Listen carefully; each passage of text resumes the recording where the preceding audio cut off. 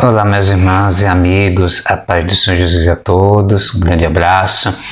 Obrigado você que visualiza, curte e adiciona os favoritos, meus seguidores. Que o Senhor te abençoe grandemente, em nome de Jesus, um grande abraço.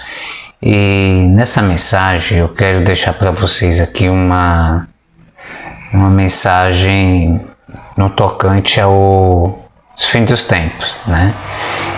Porque muitas vezes você pergunta, tudo isso, pregador, você sempre está focado nessa mensagem, está sempre batendo na mesma tecla, sim,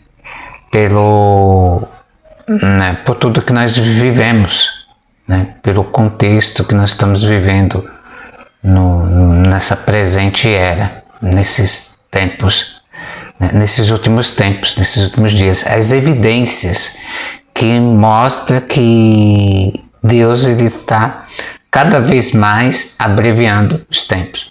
E o próprio Senhor Jesus diz que se ele não abreviasse os tempos, nenhuma carne se salvaria, né? Ninguém aguentaria. É óbvio que também quando Jesus pronunciou essas palavras lá em Mateus 24, isso já entra no ponto aí que é um ponto muito importante, que os cristãos não estão na terra, mas os judeus estão, né? E ali Deus vai guardar eles e toda a população do mundo, aqueles que não aceitarem a marca da besta, né? Aqueles que vão permanecer, digamos assim, fiéis a Deus, porque eles não vão aceitar a marca e eles vão ser foragidos, vão ficar fora do sistema.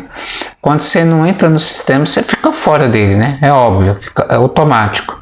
E ficando fora, você não vai poder comprar, vender, as pessoas não vão poder negociar, enfim. Elas ficam totalmente isoladas, não tem acesso a nada. A vida fica, digamos assim, né? No bom sentido da coisa. Ela fica inútil, né? Mas para Deus não. Para Deus não é inútil esses. Porque eles estão fazendo exatamente aquilo que a palavra diz, que aqueles que aceitarem a marca estão condenados por toda a eternidade, não tem mais chance nenhuma. No entanto, aqueles que não aceitarem, eles vão ter a oportunidade de se salvar e Deus vai salvar, porque até o fim eles vão permanecer fiéis ali, com certeza eles vão reconhecer a Cristo, e isso é um ponto muito importante na vida deles e de qualquer pessoa, né, que nos dias atuais também reconheceu o Senhor Jesus Cristo como o único e suficiente Salvador. Pois bem, o pecado ele entra no mundo através de Adão, né? E nós sabemos a história, digo nós cristãos, Adão e Eva, e ela foi lá, a primeira ordem foi dada para Adão para que ele não comesse do fruto do meio do jardim, né? E o diabo ele não foi tentar Adão porque já sabia que ele tinha maior resistência, ele não iria desobedecer, né, a ordem do Senhor. No entanto, Eva vai lá e come, pois, como diz as Escrituras, a mulher é um vaso mais frágil, mais fraco, e sendo assim ela é mais fácil de ser iludida, enganada, enfim, ela foi enganada e depois foi lá e ofereceu para o seu marido, e o seu marido comeu, então foi negligente, errou também. A partir daí eles são, né, completamente, vamos dizer assim, eles perdem a comunhão com Deus, né? Eles não só a comunhão, mas eles perdem ali o que eles tinham antes, né? Ele era administrador, Abraão como administrador teocrático do Éden, né? E ele pôs nome nos animais, né? Todos eles, como nós lemos no texto bíblico. Pois bem, ele perde tudo isso devido à sua desobediência, né? E com isso também o casal ali, eles foram expulsos, acabando sendo expulsos. Contudo, isso que acontecera, o diabo ele tem um domínio, né? Entre aspas, do domínio assim, né? As coisas passam por comando dele, vamos dizer assim. As coisas do mundo, né? Ele tem um controle, sistema, porque Adão perdeu a posse, né, da terra, de administrar todas as coisas, e o diabo ele toma ali aquela posse ali, né? Digamos assim, periodicamente, por um período muito curto, porque 1000 anos para Deus é como um dia como 1000 anos, e ainda está sob o domínio de Satanás, né? Embora Cristo já, na sua morte, ele foi ao inferno, tomou a chave do abismo, né? E ali ele tem o domínio sobre a morte e a vida, como diz a palavra, né? E tudo está sob o seu domínio, né? Mas o sistema mundano caído ainda está sob a mão de Satanás, né?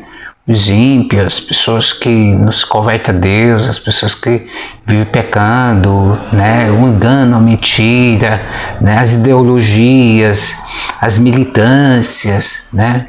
As grandes autoridades mundiais, os governos, a opressão, né? O sistema todo controlado pelos homens corruptos, né? E ali por trás da sua corrupção tem com certeza a mão de Satanás, né, no seu império maligno, dominando, massacrando, né, oprimindo as nações, as pessoas, em todas as esferas da sociedade. Ele está oprimindo, ele está marginalizando, porque esse sistema mundano, ímpio, caído, está ainda sob o domínio de Satanás. Mas definitivamente, quando Deus destruir com ele, como está escrito lá em Apocalipse, capítulo 19, capítulo 20, ali, quando Deus vai lançar ele no lago de fogo do inferno, a besta, o falso profeta, e depois o diabo ele vai ficar aprisionado por 1000 anos, no período aí do milênio, né? Então, esse mal, ele vai parar de existir. Ele não vai existir mais. Após a soltura de Satanás, ele ainda vai ficar enganando ali algumas nações, né? Como diz as escrituras, Gog e Magog, se não for a memória, que ele ainda engana as pessoas, ele será solto por um pouco período de tempo, né? E depois ele será lançado no lago de fogo do inferno. Aí sim, definitivamente, né, o mal será exterminado, né, da terra. E quando virá nós chamamos de tempos eternos, lá em Apocalipse, a partir do capítulo 20 até o capítulo 22, né? No entanto, né, quando se fala de tribulação, grande tribulação, que está por vir, né, eu estou falando dos eventos finais, mas é bom sempre salientar que o início está no capítulo 6. Né? O capítulo 6 de Apocalipse, né, relata exatamente o que irá acontecer, né? Quando começa aqui a primeira trombeta, né? Primeiro selo, quando fala de selo, obviamente está falando, né, dos eventos que vai acontecer, das tragédias que começarão a acontecer, que se darão início, né, na tribulação, como diz aqui no início. Eu vi quando o cordeiro abriu um dos selos e ouvi como se fosse um barulho de trovão, e um dos 4 animais dizendo, capítulo 6, versículo 1, vem e vê, e eu vi, e eis que um cavalo branco, e o que estava sentado tinha um arco, e uma coroa lhe foi dada, e ele seguiu adiante, conquistando e para conquistar, e havendo aberto o segundo selo, eu ouvi o segundo animal dizendo, vem ver, e ali saiu outro cavalo, que era o vermelho, né? E ao que nele estava sentado foi-lhe dado poder para tirar a paz da terra e de que se matassem uns aos outros, e foi-lhe dada uma grande espada. Até o versículo 4 aqui, você vê aqui que os 2 primeiros selos eles são abertos, né? E o que está no cavalo, né? Tem um homem aqui sobre o cavalo branco, né? Como está dizendo aqui no versículo 1, né? Que o João ele tem essa visão, né? O cavalo branco que está amontado sobre ele, né? Tem aqui no versículo diz assim, que estava, versículo 2, né? Que estava sentado, tinha um arco, né? Parte B do versículo, é uma coroa, e uma coroa lhe foi dada, e ele seguiu adiante, conquistando e para conquistar. É o final do versículo 2. Esse arco, né? Esse homem que está sentado no cavalo branco, ele é o anticristo. Ele não é o Cristo. o Messias, como muitos acreditam que são e até ensina erroneamente, erradamente. Amém? Aqui é o primeiro ser, né? Porque eu estou falando aqui, comecei a falar desse homem que vai se levantar sobre a terra. Eu já falei de Adão, falei de Eva, né? Obviamente que eu dei uma pincelada aqui rápido, né? Desde o início da humanidade ali, desde Gênesis, né? O primeiro arrebatamento, por exemplo, está em Gênesis, quando nós vemos, quando se fala de Enoque, né? E vê o Enoque 300 anos, né? E ele andava com Deus, né? E andou com Deus 300 anos, não faz a memória, acho que um pouco mais de 300 anos, mas vamos colocar 300 anos, né? E Deus se agradou de Enoque e tomou para si. Ali aconteceu o primeiro arrebatamento, porque ele não foi, a Bíblia não fala que ele foi morto, né? Ele não morreu de uma morte natural, ele foi arrebatado em vida, entendeu? Então podemos dizer que o primeiro arrebatamento ele começa em Gênesis. Então, a escatologia bíblica ela abrange todas as escrituras, desde Gênesis. Você entende, meu amigo e minha amiga, né? Então vem lá dos primeiros capítulos e até Apocalipse. Tem sempre um pouco de escatologia, né? Ensinos tremendos e profundos da palavra de Deus, de que isso aí envolve toda a humanidade de todos os tempos, de todos os acontecimentos, né? Onde o inimigo teve sempre infiltrado, ali teria sempre, né, digamos assim, o mal, né? O império do mal. E como João também, ele vê na sua, desde ali quando ele escreve sua carta ali no ano 90 e alguma coisa, né?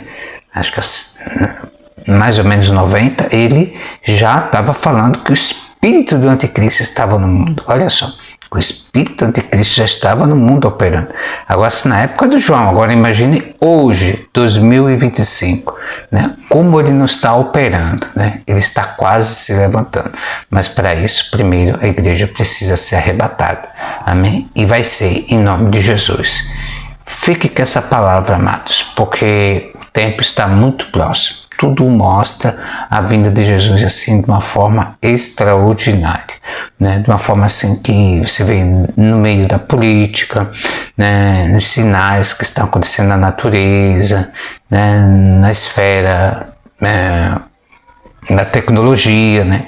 Em todas as esferas está mostrando claramente que não há dúvidas, para que não fique dúvida entre os cristãos que Jesus está voltando, está muito próximo do arrebatamento.